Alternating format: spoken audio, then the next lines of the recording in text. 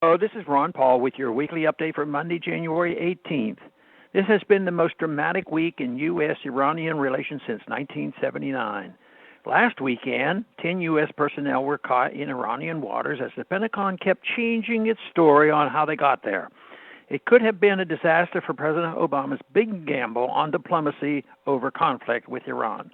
But after several rounds of telephone diplomacy between Secretary of State John Kerry and his Iranian counterpart, Javad Zarif, the Iranian leadership, which we are told by the neocons is too irrational to even talk to, did a most rational thing.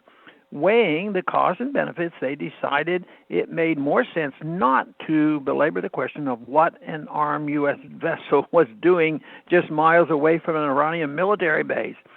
Instead of escalating, the Iranian government fed the sailors and sent them back to their base in Bahrain.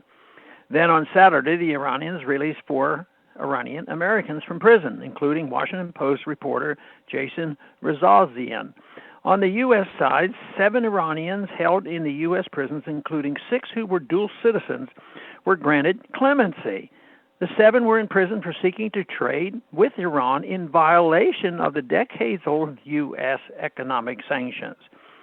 This mutual release came just hours before the United Nations certified that Iran had met its obligation under the nuclear treaty signed last summer, and that accordingly the U.S. and international sanctions would be lifted against the country. How did the irrational Iranians celebrate being allowed back into the international community? They immediately announced a massive purchase of more than 100 passenger planes from the European Airbus company, and that they would also purchase spare parts from Seattle-based Boeing. Additionally, U.S. oil executives have been in Tehran negotiating trade deals to be finalized as soon as it is legal to do so. The jobs created by this peaceful trade will be beneficial to all parties concerned. The only jobs that should be lost are the Washington advocates of reintroducing sanctions on Iran.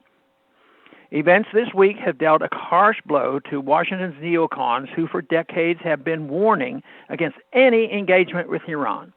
These true isolationists were determined that only regime change and a puppet government in Tehran could produce peaceful relations between the U.S. and Iran.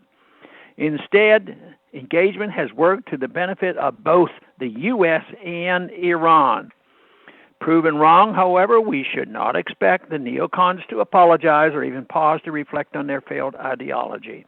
Instead, they will continue to call for new sanctions on any pretext.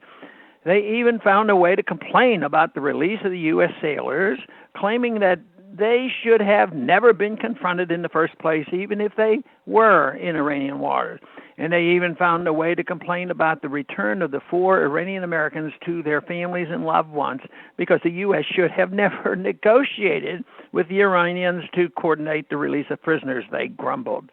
It was a show of weakness to negotiate.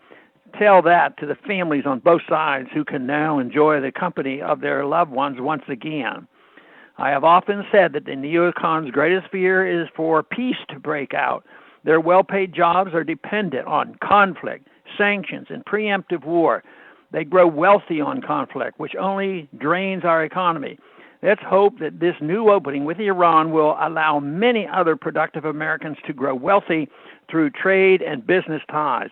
Let's hope many new productive jobs will be created on both sides. Peace is prosperous.